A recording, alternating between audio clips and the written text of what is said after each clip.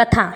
हरिभक्त सौभरी ऋषि मत्स्य कन्या देह विवाह को उत्सुक हुए। जैसा मैं नीतूपन यूट्यूब चैनल पर सबका स्वागत करती हूँ। इस कथा का वर्णन श्रीमद् भागवत में मिलता है। हमारे जीवन में घटने वाली घटना हमेशा एक नई घटना को जन्म देती है और ये घटना इतिहास बन जाती है, जिसका अनुसरण करके हमारी आने वाली पीढ़ी अपने उत्तम भाग्य का निर्माण करते हैं। बिना ईश्वर की भक्ति की, ईश्वर का स्मरण किए आप और हम इस जन्म मरण के चक्र से मुक्त नहीं हो सकते हैं। उस पर भी अगर आपने समाज को कुछ ज्ञान न दिया तो प्रभु श्री हरि नाराज हो जाते हैं और कहते हैं, हे मानव, मैंने तुझे मनुष्य जीवन इसलिए दिया कि तुम आने वाली पीढ़ी का मार्गदर्शन कर सको, और तुम तपस्या करके अपना स्वार्थ सिद्ध करके आ गए। मेरे दिए कार्यों को क्यों नहीं किया? समाज कल्याण का कार्य करना चाहिए था ना। अगर एक ज्ञानी व्यक्ति समाज हित के लिए कार्य करेगी तो अज्ञानता का विनाश हो जाएगा, ज्ञान का प्रकाश फैलने लगेगा, मनुष्य अंधकार से निकलकर ज्ञान के प्रकाश से उज्जवल हो जाएगा, प्रकृति का संरक्षण होगा, गरीबी मिट जाएगी। इस तरह से भगवान हमें कहते हैं। तो इस तरह से कथा आरंभ करते हैं। राजा मंधाता की पत्नी ससबिंदु की पुत्री विंदुमती, उसके गर्भ से उनके 3 पुत्र हुए। पुरुकुत्स, अम्बरीश, ये दूसरे अम्बरीश हैं, और योगी मुचुकुंद। इनकी 50 बहनें थीं। उन 50 ने अकेले सौभरी ऋषि को पति के रूप में वर्ण किया था। परम तपस्वी सौभरी जी एक बार यमुना जल में डुबकी लगाकर तपस्या कर रहे थे। वहाँ उन्होंने देखा कि एक मत्स्य राज अपनी पत्नियों के साथ बहुत सुखी हो रहा है।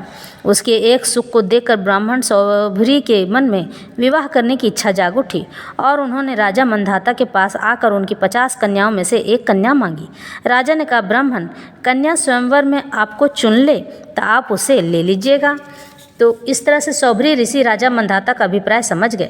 उन्होंने सोचा कि राजा ने इसलिए मुझे ऐसा सूखा जवाब दिया है कि अब मैं बूढ़ा हो गया हूँ, शरीर में झुर्रियाँ पड़ गई हैं, बाल पक गए हैं और सिर कांपने लगा है। अब कोई स्त्री मुझसे प्रेम क्यों कर सकती है?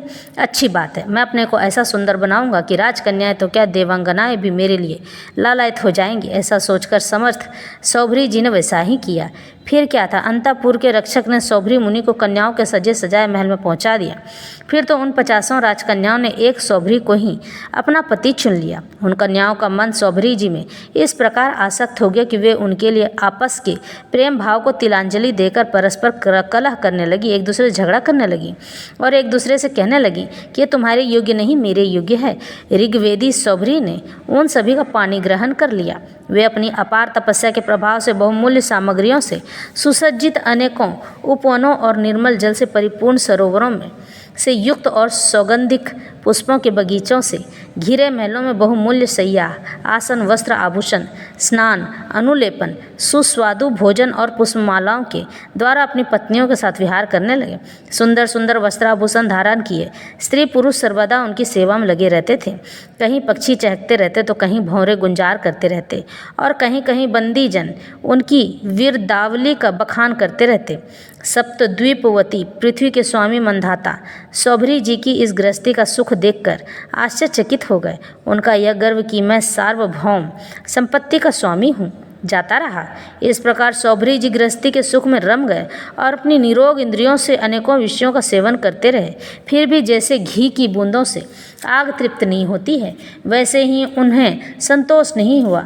ऋग्वेदाचार्य सौभरी जी एक दिन स्वस्थ चित्त से बैठे हुए थे। उस समय उन्होंने देखा कि मत्स्य राज के क्षण भर के संग से मैं किस प्रकार अपनी तपस्या और अपना आपा तक खोज बैठा था। वे सोचने लगे, अरे मैं तो बड़ा तपस्वी था, मैंने भली भांति अपने व्रतों का अनुष्ठान भी किया था, मेरा यह अधा पतन तो देखो। मैंने दीर्घकाल से अपने ब्रह्म तेज को अक्षुण्ण कर रखा था, परंतु जल के भीतर विहार करती हुई उस मछली के संसर्ग से मेरा वह ब्रह्म तेज नष्ट हो गया। अब मैं क्या करूं? यही बात सौभरी ऋषि सोचने लगे और अपने आप को धिक्कार देने लगे। कहते हैं कि मुझ पर तो धिक्कार है, मैंने ये क्या कर दिया? आसक्ति में आकर इतने समय तक भोग विलास करता रहा, अब तो मुझे प्रायश्चित ही करना पड़ेगा। अतः जिसे मोक्ष की इच्छा है उस पुरुष को चाहिए कि वह भोगी प्राणियों का संग सर्वथा छोड़ दे और एक क्षण के लिए भी अपनी इंद्रियों को बहिर्मुख न होने दे, यानी अपनी इंद्रियों को अपने आप से न भटकने दे। ऐसा अकेला ही रहे और एकांत में अपने चित्त को, अपने मन को सर्वशक्तिमान भगवान में ही लगा के रखे। यदि संग करने की आवश्यकता ही है तो भगवान के अनन्य प्रेमी निष्ठावान महात्माओं का ही संग करे। मैं पहले एकांत में अकेला ही तपस्या में संलग्न था, फिर जल में मछली का संग होने से विवाह करके 50 हो गया और फिर संतानों के रूप में 5000 विषयों में सत्य बुद्धि होने से माया के गुणों ने मेरी बुद्धि हर ली है। अब तो लोक और परलोक के संबंध में मेरा मन इतनी लालसाओं से भर गया है कि मैं किसी तरह उनका पार ही नहीं पाता हूँ। इस प्रकार विचार करते हुए कुछ दिनों तक तो घर में ही रहे। फिर विरक्त होकर यानी अलग होकर उन्होंने संन्यास ले लिया और वे वन में चले गए। अपने पति को ही सर्वस्व मानने वाली उनकी पत्नियों ने भी उनके साथ ही वन की यात्रा की। वहाँ जाकर परम संयमी सौभरी जी ने बड़ी घोर तपस्या की, शरीर को सुखा दिया तथा आहव, नीय आदि अग्नियों के साथ ही अपने आप को परमात्मा में लीन कर लिया। परीक्षित उनकी पत्नियों ने जब अपने पति सौभरी मुनि की आध्यात्मिक गति देखी, तब जैसे ज्वालाएं शांत अग्नि में लीन हो जाती हैं, वैसे ही उन्हें प्रभाव से सती होकर उन्हीं में लीन हो गई, उन्हीं की गति को प्राप्त हुई। इस प्रकार से सौभरी मुनि ने अपने आप को यौवन बना लिया था और 50 कन्याओं के साथ उन्होंने विवाह किया। 5000 पुत्र हुए और बहुत ही वर्षों तक उन्होंने ये अपनी पत्नियों के साथ जीवन जिया। इस तरह से सौभरी ऋषि बहुत ही तपस्वी और बहुत ही तेजस्वी ऋषि थे, लेकिन आसक्ति मनुष्य को डुबो देती है और आसक्ति में डुबोया हुआ मनुष्य की बुद्धि भी हर ली जाती है। बुद्धि का विनाश होने से माया उस पर अपना प्रभाव डालती है। जो माया के अधीन हो जाता है वह ईश्वर से भी अधीन हो जाता है। ईश्वर के अधीन होने पर वह समाज से भी अधीन हो जाता है। उसे तो कुछ होश ही नहीं रहता है। आसक्ति किसी भी मनुष्य को नहीं करनी चाहिए, क्योंकि आसक्ति हो जाने पर मनुष्य अपना जीवन तो बर्बाद करता ही है, अपितु अपने लोगों से वह दूर हो जाता है, अपनों से दूर हो जाता है। जिन लोगों ने बड़ी घोर तपस्या की है और उन्हें आसक्ति हो जाती है तो उनकी तपस्याएं भी नष्ट हो जाती हैं। बड़े बड़े देवता भी इन चीज़ों से नहीं बच पाते हैं। देवताओं को भी इन चीज़ों के लिए मना किया जाता है और इनका श्राप इंद्रदेव और सभी देवताओं को भोगना पड़ता है।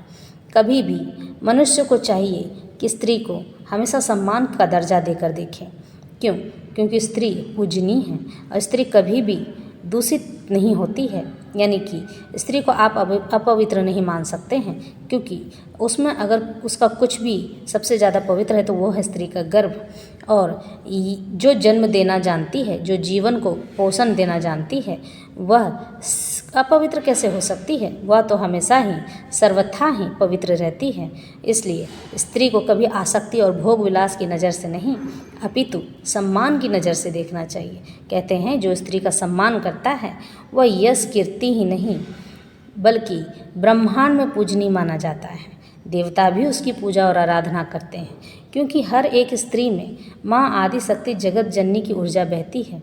आदि शक्ति जगत जननी स्वयं कहती हैं कि जो स्त्री का सम्मान करेगा वह मेरे सम्मान के बराबर है। 9 दिन दुर्गा को तो पूज लेते हैं, लेकिन 9 दिन के बाद पुनः स्त्री के साथ लोग वही व्यवहार करते हैं जो कि उन्हें नहीं करना चाहिए। इस तरह से यह कथा यहीं संपन्न होती है।